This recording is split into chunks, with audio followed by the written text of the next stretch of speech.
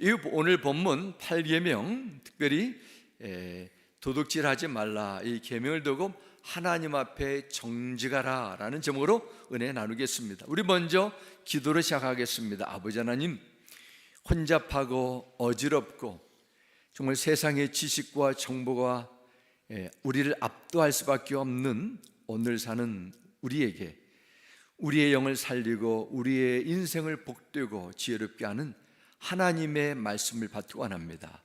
성령 하나님, 우리 가운데 함께해 주시고 깨닫게 해주시고 깨달은 말씀 순종의 열매가 나타나서 말씀의 능력이, 말씀의 진리가 우리 가운데 온전히 누리게 하여 주옵소서. 예수님의 이름으로 기도드렸습니다. 아멘. 한국에 서울에 있는 서강대학교에서 영문학을 가르쳤던 학자요, 교수요, 그리고 제가 주로 좋아했던 그 신문의 칼럼니스트로 알려졌던 장영희 교수님이 계십니다. 지금은 10몇 년 전에 소천 받으셨는데요, 이분이 생전에 살아계실 때 저술한 살아온 기적, 살아갈 기적이라는 에세이 형식의 그 책이 있습니다. 이 장영희 교수님이 그 책에서 자신이 미국에 유학을 와서 박사학위를 공부할 때 경험했던 다시 시작하기를 그 책에 소개합니다.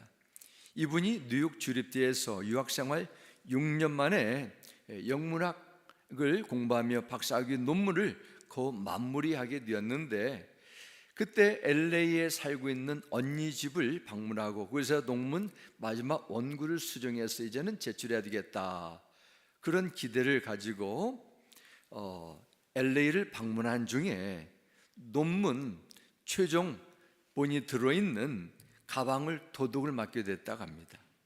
그리고 모든 그 준비 자료를 다 버렸는데 지난 6년간의 수고가 물거품이 된 것입니다. 장영희 교수가 얼마나 그 도둑 맞은 사건으로 충격을 받았든지 학교로 돌아와서 그 자리에 정신을 잃고 쓰러져 버렸습니다. 5일 동안을 꼼짝달짝 할 수 없이 누워있다가 정신을 차리고 거울을 보니까 거울 안에는 헝클어진 머리한 유령이 자신을 찾아 바라보고 있다는 것입니다. 장 교수님은 그 거울 속에 나타난 유령에게 이렇게 말했다고 합니다. 괜찮아, 나는 다시 시작하면 돼. 다시 시작할 수 있어. 기껏해야 논문인데 뭐, 그래도 내가 살아있잖아. 그리고 정확하게 1년 후에 이분이 논문을 마무리하고 학위를 받았다고 합니다. 그렇게 우여곡절 끝에 논문을 마친 후에 논문의 앞에 있는 헌사에서 이렇게 기록합니다. 내게 생명을 주신 사랑하는 나의 부모님에게 이 논문을 바칩니다. 그리고 내 논문 원고를 훔쳐가서 내게 삶에서 가장 중요한 교훈, 다시 시작하는 법을 나에게 알려준 도둑에게도 감사합니다, 이렇게 적었습니다. 이 도둑이 장영희 교수의 가방 속에 들어있던 논문뿐만 아니라 6년 이상 혼신의 힘을 다해 쏟아부은 땀과 수고, 시간도 같이 훔쳐버린 것입니다. 요즘에도 TV나 인터넷 신문에 나온 기사 내용을 보면 도둑 사건이 나오게 됩니다. 또한 잘 알고 있는 유명인들이 또 그런 내용을 하게 됩니다. 나의 인기를 먹고 사는 그런 직업이기 때문에 미래를 준비하기 위해서 사람을 믿고 돈을 빌려줬다가 사기를 당해서, 그러니까 도둑을 맞은 것이죠. 돈을 사기를 당해가지고 온 재산, 엄청난 모든 모아둔 것을 다 빼앗겼다, 잃어버렸다, 그런 내용들이 종종 나오게 됩니다. 그 얘기를 하지 않더라도 여러분 가운데서도 지금도 도둑 맞은, 믿었더니 빼앗긴 씁쓸한 사건에 대한 기억이 아직도 남아있는 분들도 이 가운데 있을 수도 있습니다. 우리 교회도 도둑 손님이 많이 찾아와가지고 키보드도 제 사무실도 여러 번 들어와가지고 많은 것을 훔쳐가고 책만 못 가져간 것 같아요. 그러한 사건을 겪고 나서 우리 교회도 열쇠도 바꾸고 카메라도 설치하고 또 여러분 가운데서도 생활 방식을 바꾼 분도 계실 줄 압니다. 오늘 본문에 나오는 도둑질하지 말라, 이 8계명 너무도 단순합니다. 우리는 도둑하는 것이 어떤 것이고 왜 나쁜지, 그리고 도둑을 당했을 때 겪는 그 마음의 고통이 얼마나 힘든가를 경험하고 알기 때문에 자세히 설명할 필요도 없을 정도로 이해하고 있습니다. 그럼에도 오늘 계명을 통해서 놀라운 구원의 은혜를 경험한 그리스도를 향한 하나님 아버지의 간절한 마음과 소원을, 또 하나님께서 왜 이 계명을 광야 생활하는 약속의 땅에 들어가는 구원받은 언약의 이스라엘 백성에게 주셨는가에 대해서 배우고 함께 은혜 나누기 원합니다. 우리 먼저 성경에서 말씀하는 성경적인 이 8계명, 도둑질하지 말라는 이 의미에 대해서 살펴보겠습니다. 단순히 물건이나 돈 훔치는 것, 그 행위를 도둑질하지 말라에 제한되지 않습니다. 다양한 해석이 나오게 됩니다. 도둑질은 무엇입니까? 첫 번째는 다른 사람을 속이는 것입니다.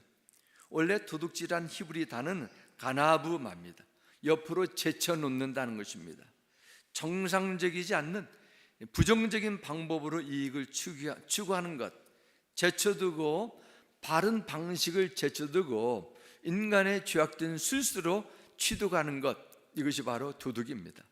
부당한 뇌물을 받고 챙기는 것, 세금을 포함하고 퍼탈하는 것, 또한 허락받지 않고 물건을 가져가는 것, 또한 종업원들의 임금을 고용주가 탈취하는 것, 또한 고용했던 직원들이 맡겨진 일을 제대로 하지 않고 불충하게 행하는 것도 도둑질이라, 회사 물건을 남용하고 망가뜨리는 것도 도둑이라, 이렇게도 해석할 수 있습니다.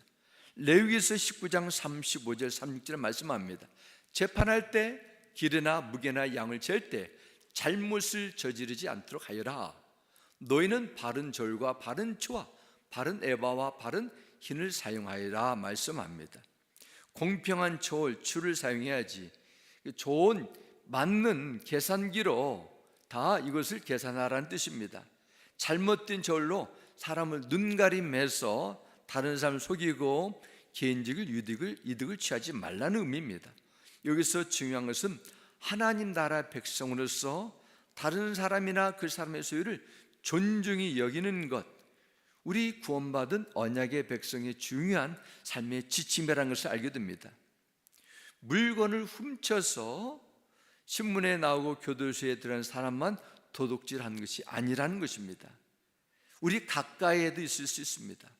직접적으로 남의 것을 도둑질하지 않다 해도 그것이 남에게 손해를 입히게 된다면 하나님께서는 그것도 도둑이라 말씀하실 것입니다.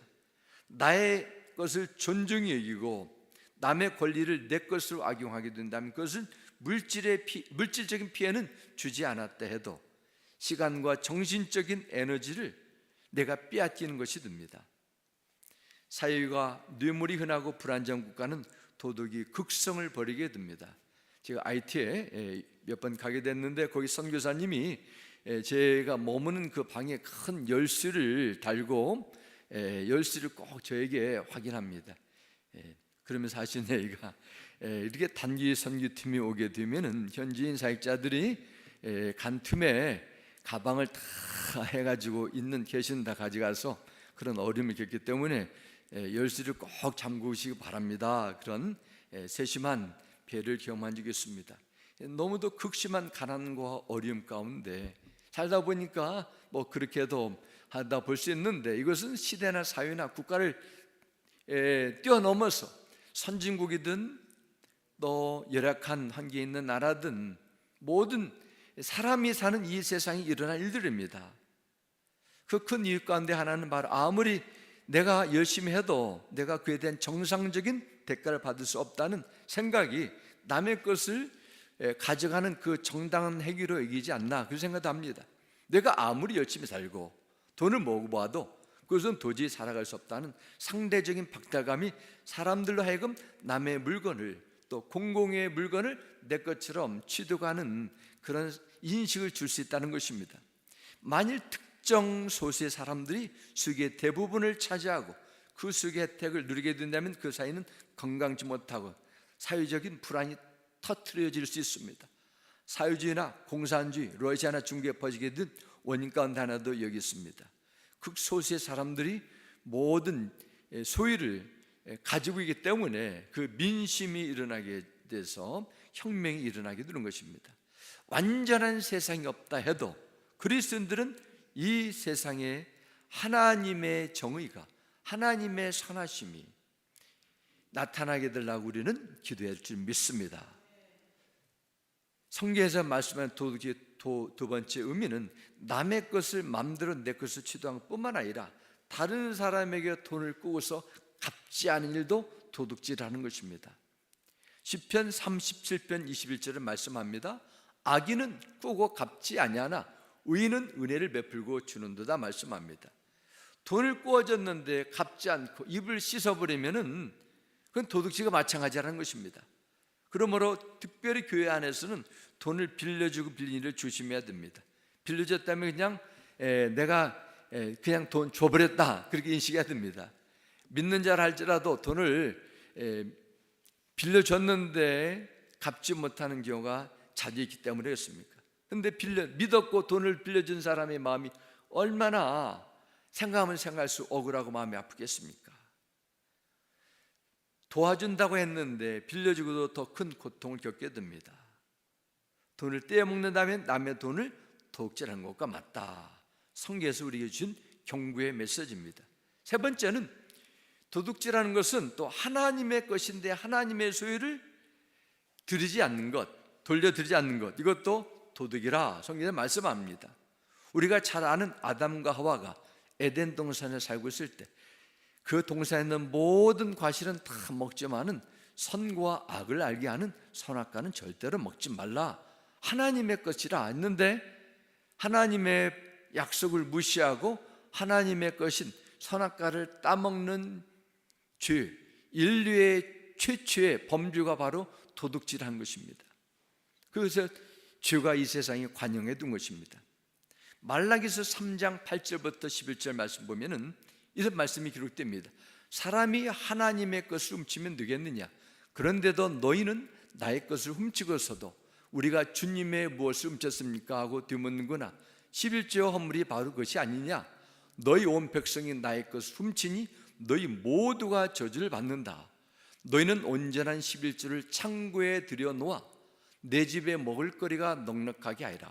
이렇게 바친 일로 나를 시험하여 내가 하늘 문을 열고서 너희가 쌀 것이 없도록 복을 붙지 않나 보아라. 나 만군의 주의 말이다. 나는 너희 땅의 소산물로 물을 해로운 벌레가 먹이 없애지 못하게 하며 너희 포도밭의 열매가 채 익기 전에 떨어지지 않게 하겠다. 나 만군의 주가 말한다. 이 말씀합니다. 우리에게 잘 알려진 말라기 3장, 이 기록된 내용의 배경은 이렇습니다. 이스라엘 백성들이 바벨론과 페르시아의 70년이라는 이 무시무시한 포로로 끌려가게 되고 하나님의 전적 은혜로 때가 되어서 다시 본국 이스라엘 나라로 돌아왔습니다. 그래서 새로운 나라를 건설하고 미래를 꿈꾸면서 열심히 일을 했습니다. 그런데 포로 생활을 마치고 돌아온 이스라엘 민족이 열심히 수고해도 농사가 흉내되고 삶이 점점 어려워지는 것입니다. 사업이 안 돼요.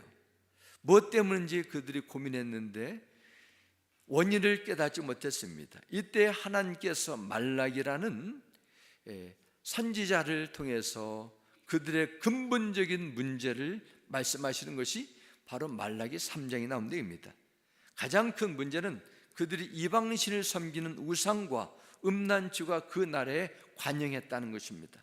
두 번째는 가난하고 연약한 자들을 도와줘야 되는데 오히려 그들을 악용하고 착취하는 그런 죄를 범했습니다.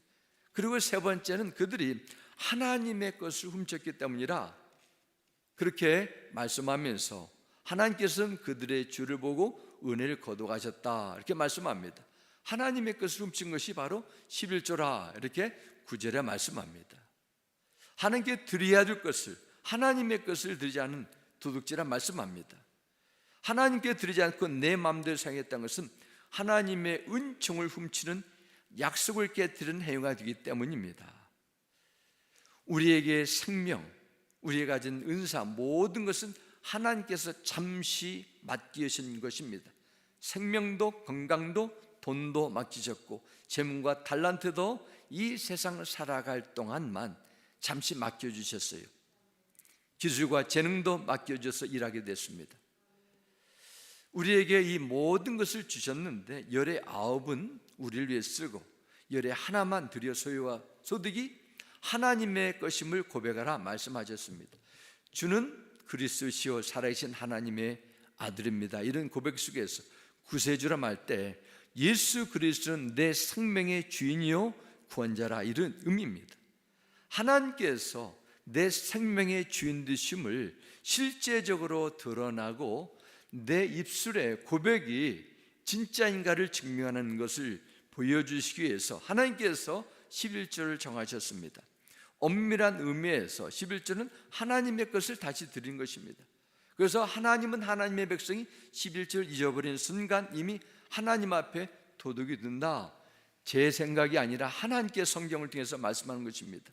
11조는 하나님의 것을 다시 드리는 것이기도 하지만 약속하신 복구와 은혜를 받는 통로가 되는 것입니다.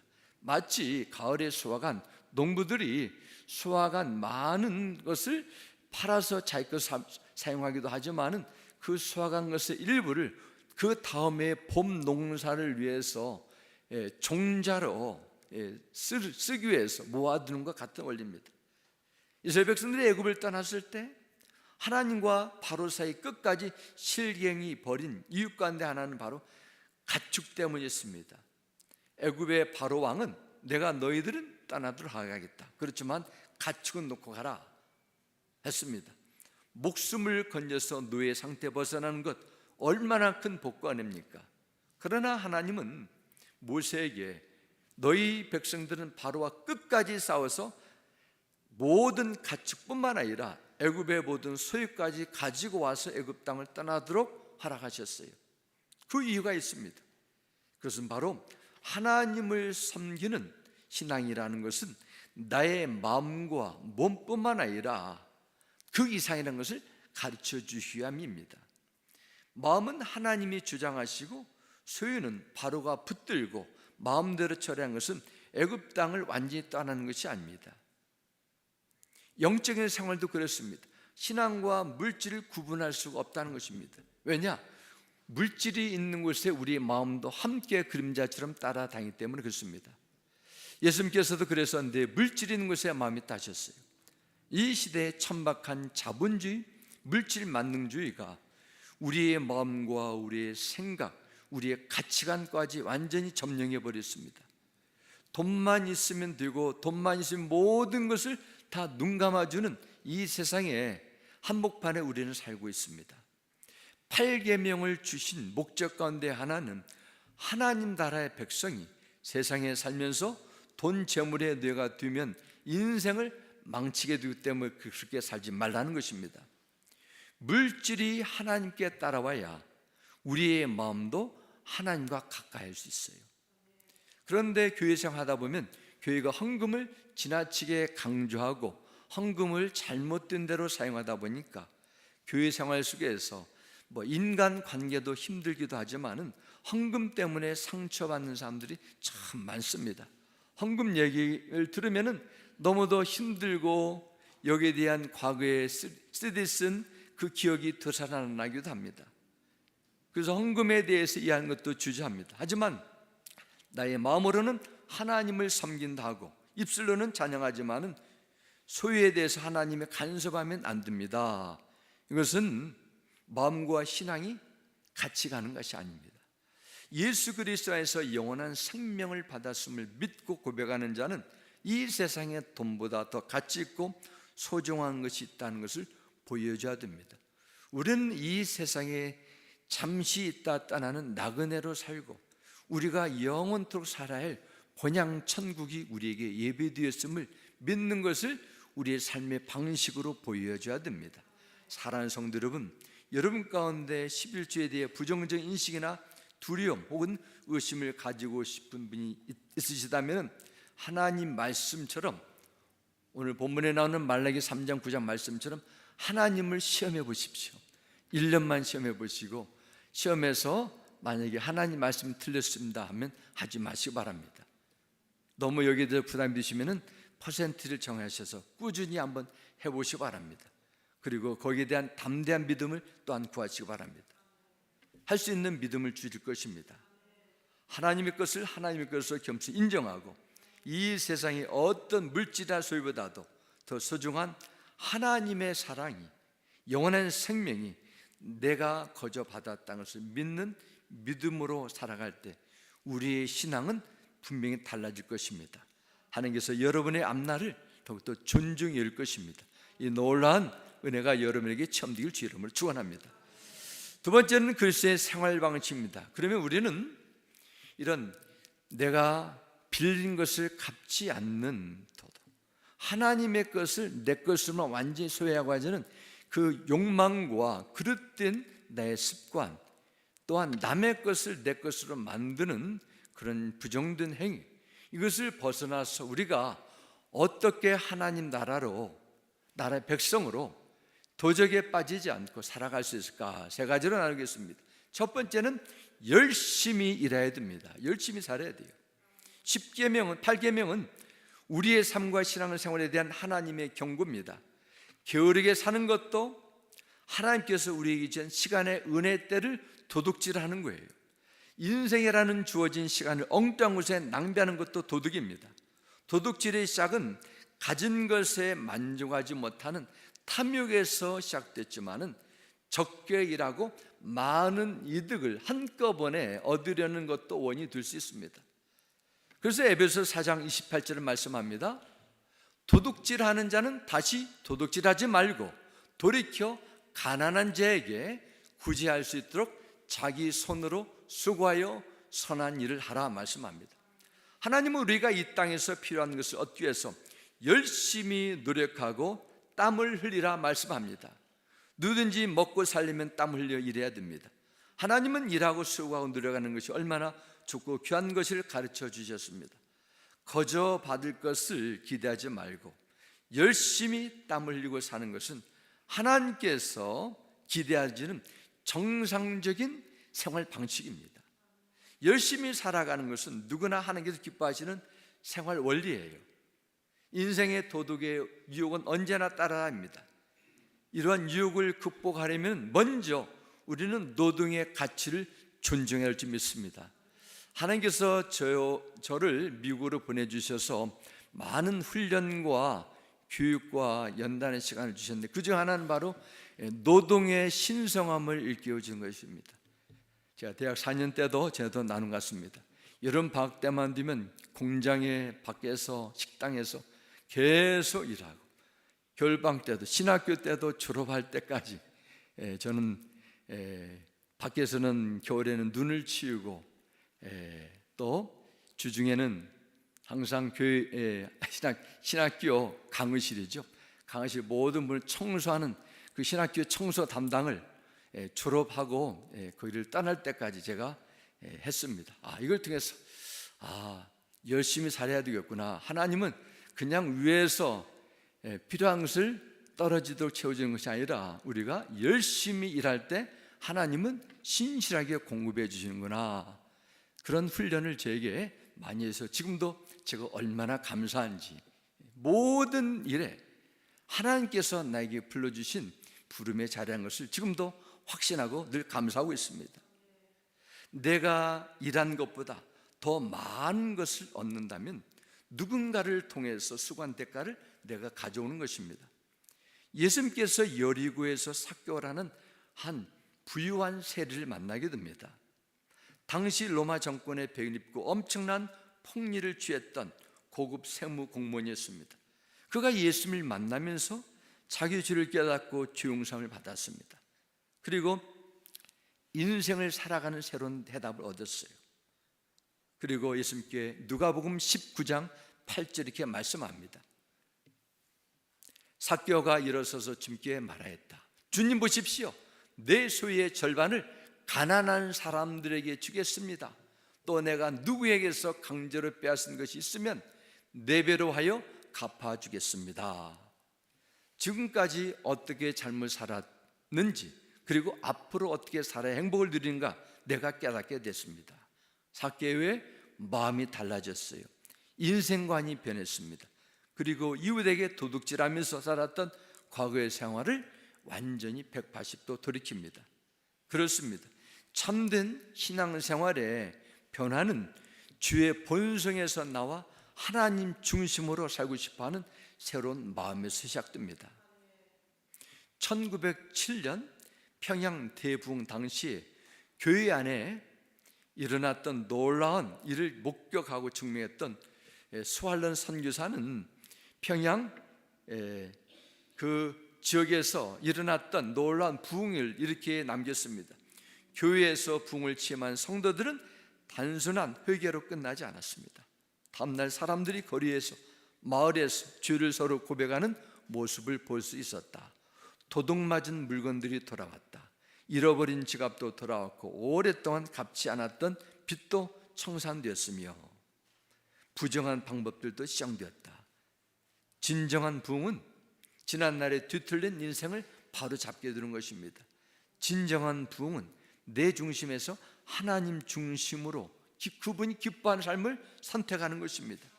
이것이 참된 부흥의 시작입니다. 그러므로 우리는 이 세상에서 하나님의 방식으로 열심히 살아야 되는 것, 우리의 소명이요 하나님을 기쁘시게 하는 이름을 믿으시기 바랍니다. 두 번째는 하나님의 공급하시는 은혜로 사는 것입니다. 광야에서 이스라엘 백성들이 생활하면서 믿었던 훈련은 매일 하나님께서 부어주시는 은혜로 사는 방법이었습니다.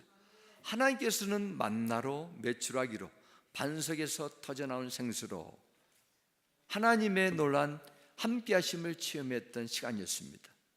도둑질은 하나님께서 공급하신 은혜가 없이 내 욕심과 내 가진 것으로 열심히 마음껏 행복하게 살아보겠다는 그런 생각에서 나온 것입니다. 그래서 도둑질하지 말라는 것입니다. 다시 말씀드리면 하나님의 방식으로 살라는 것입니다.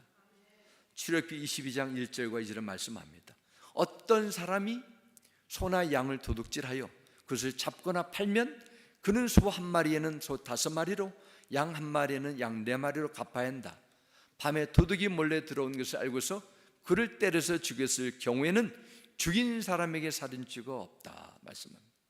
성경은 도둑질하다가 잡힌 자에 대한 배상 기준을 정해 놓은 말씀입니다. 소를 한 마리 훔쳐서 팔았으면 그 사람은 소를 5마리로 갚아야 했습니다. 양을 훔쳐서 잡거나 팔면 그 사람은 4마리로 갚아야 했습니다. 그러나 도둑질을 했는데 아직 팔지 않고 훔친 것을 숨겼다가 들켰으면 그 사람은 2배로 갚아야 됐습니다. 그리고 22장 3절 후반절 이렇게 말씀합니다. 그가 가진 것이 아무것도 없으면 자기 몸을 종으로 팔아서라도 훔친 것을 물어내야 된다. 하나님께서 이렇게 꼼꼼하십니까? 왜 이런 부분에서 섬세하게 말씀하실까요? 사랑의 하나님이신데 도둑질만큼에 대해서는 자비를 베풀지 않으셨습니다. 도둑질을 하는 사람이 얼마나 힘들고 어렵으면 소나 양을 훔치겠습니까? 나름대로 사정이 있지 않겠습니까? 훔친 것을 반성하고 다시 하지 말라 강력한 훈계를 줬으면 충분하지 않을까요? 그러나 하나님은 도둑질을 그렇게 간단하게 보지 않으셨습니다. 밤에 도둑질한 자를 때려 죽여도 무지로 여길 정도였습니다. 그 내용은 하나님은 너무도 무자비할 정도로 강력한 처벌을 기준을 두셨어요. 왜 이렇게 무서운 배상을 책임지게 하셨을까요? 몸을 종으로 팔아서라도 훔친 것을 돌려줘야 된다 말씀하십니까? 이것은 더 많은 자산가들을 보호하기 위한 배려가 아닙니다. 하나님의 마음이 있어요.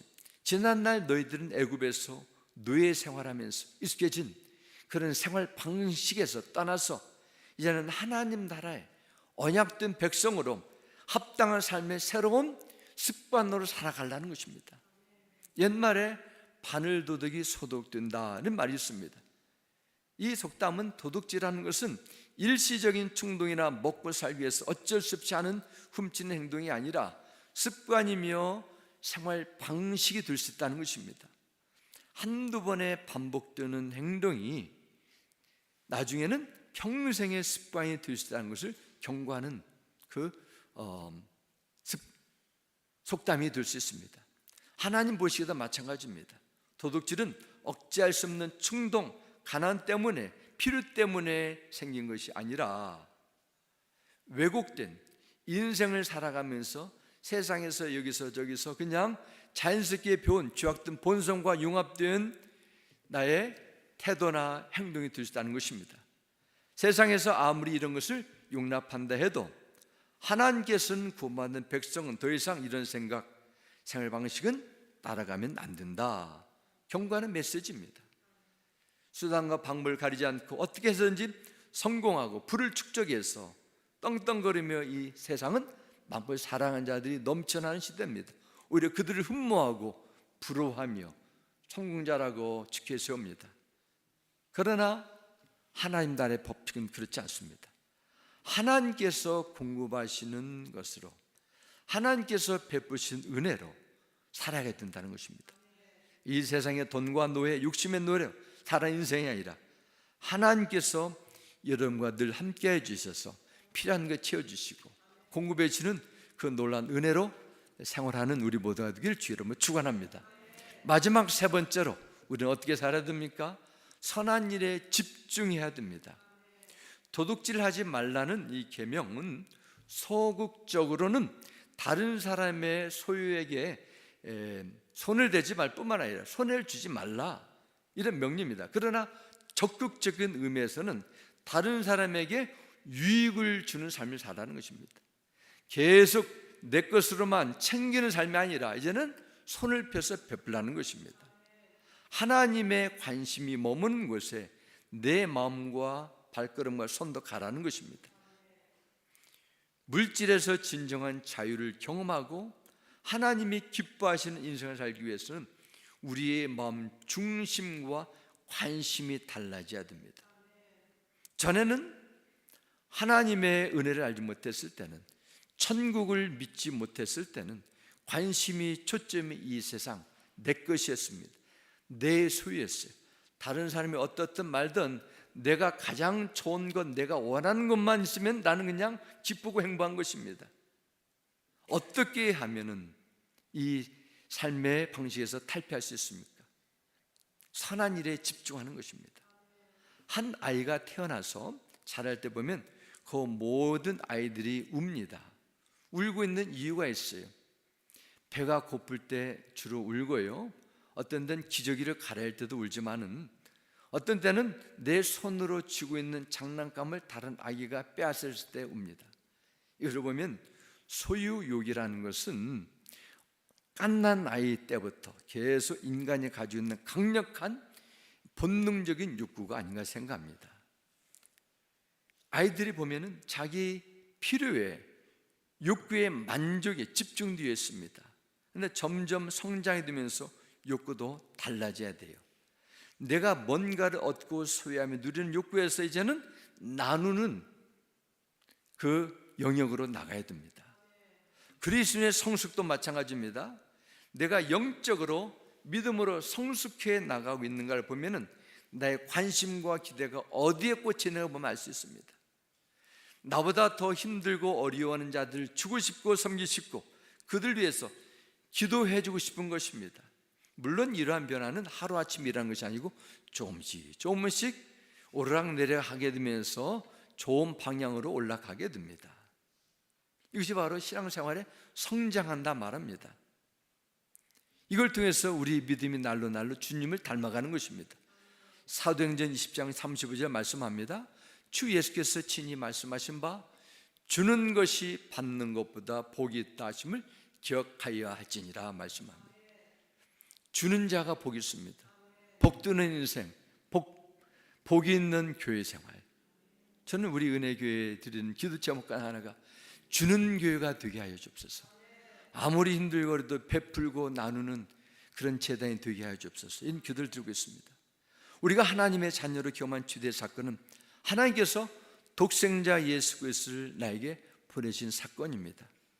예수 그리스도가 이 땅에 오신 것, 인류 최대 사건 중 사건입니다. 이 하나님의 사랑입니다. 그분이 우리 가운데 임하셨어요. 나는 죄와 저주로 죽어야 마땅할 인생의 운명에 놓였습니다. 몇십 년의 생명을 연장해 준 것이 아니라 내 영원한 인생의 미래를 하나님께서 그리스도 안에서 나를 바꿔주셨어요. 이보다 복된 것이 어디입니까?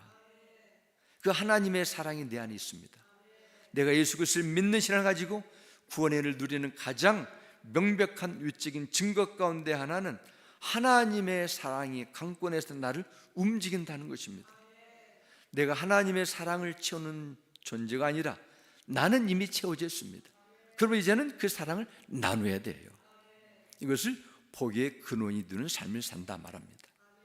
요한일서 3장 17절에 말씀합니다. 누구든지 세상 재물을 가지고 있으면서 자기 형제자매의 궁핍함을 보고도 마음을 닫고 도와주지 않으면 어떻게 하나님의 사랑이 그 사람 속에 머물겠습니까? 합니다. 한 부자 청년이 예수께 나와 내가 어떻게 영생을 얻을 수 있습니까? 물었습니다. 예수님께서는 그 부자 청년에게 재산을 팔아 가난한 자를 나눠주고 날 쫓아라 하셨습니다. 부자 청년이 나는 모든 계명을 완벽하게 지켰습니다. 이때 예수님은 그렇다면 그 증거로 재산을 전부 팔아서 나눠줘라 했습니다. 도둑질도 하지 않았습니다. 정직하게 열심히 자수성가한 이 부자 청년에게 주님은 왜 이 말씀을 주셨을까요? 이 사람을 사랑했기 때문입니다. 진정으로 사랑했어요. 가진 엄청난 재산, 그러나 그것이 자신의 눈을 멀게 했습니다. 하나님의 사랑을 깨닫지 못하게 했어요. 이 젊은 사업가의 눈을 뜨게 하는 한 가지 방법이 있었습니다. 그것은 자신의 눈을 멀게 하는 그 소유를 나눠주는 것이었습니다. 우리에게도 하나님이 주신 사명과 거룩한 부르심, 은혜가 있는데 보이지가 않아요. 영생에 대한 축복이 있는데 실감이 나지 않아요. 왜냐? 우리의 눈과 마음을 가로막고 있는 그 대상이 우리 눈앞에 크게 세워지기 때문이었습니다. 그것이 치워져야 돼요. 그럴 때 여러분은 하나님의 사랑을, 천국의 실체를, 구원의 은혜를 보게 될 것입니다. 갈라디아서 6장 7절 9절은 우리의 삶의 방식을 말씀합니다. 스스로 속이지 말라. 하나님은 업신여김을 받지 아니하는 하시나니 사람이 무엇으로 심든지 그대로 거두리라. 우리가 선을 행하되 낙심하지 말지니 포기하지 아니하면 때가 이르니 이름에 거두리라. 하나님은 말씀하셨습니다. 우리가 선을 행하되 절대로 낙심하지 말라. 때가 이르면 반드시 하나님께서 채워주신다 하셨습니다. 안타깝게도 사람들은 여유가 있고 부자가 되면은 나중에 천천히 여유가 있을 때 일을 해야 되겠다 생각합니다. 그러나 그때는 항상 우리에게 오지 않습니다. 우리는 벗어나야 돼요. 지금이 바로 구원받은 때요. 하나님의 은혜 닮을 믿으시기 바랍니다. 아프리카에 야생 원숭이 잡는 방법 여러분도 들으실 줄 압니다. 너무나 간단해요.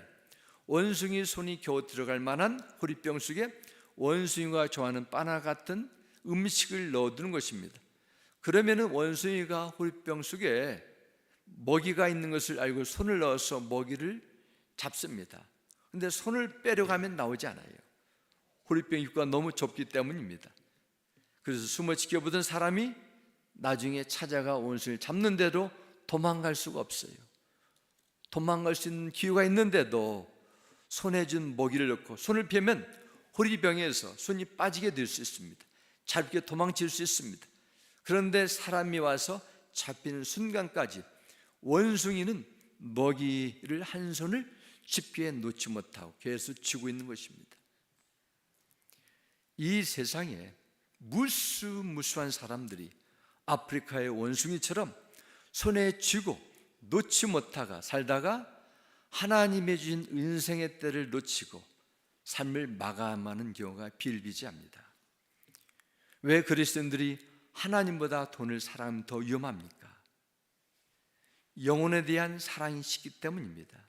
소명을 놓치기 때문입니다. 이 세상에 가장 간직해야 할 것은 하나님의 사랑과 구원의 은혜입니다. 돈을 사랑하다 이것을 잃어버리면 모든 것을 다 빼앗길 수 있기 때문입니다. 그러므로 하나님께서 받은 이 구원의 은혜가 내 것으로 지속되기 위해서는 내가 붙잡고 있는 것을 기꺼이 내려놓을 수 있는 담대한 믿음이 우리에게 요구됩니다. 그럴 때 우리는 자유함이 있습니다. 하나님의 일이 보여요. 구원의 은혜가 값진 것을 발견합니다. 이것이 청지기로서 올바로 사는 비결입니다.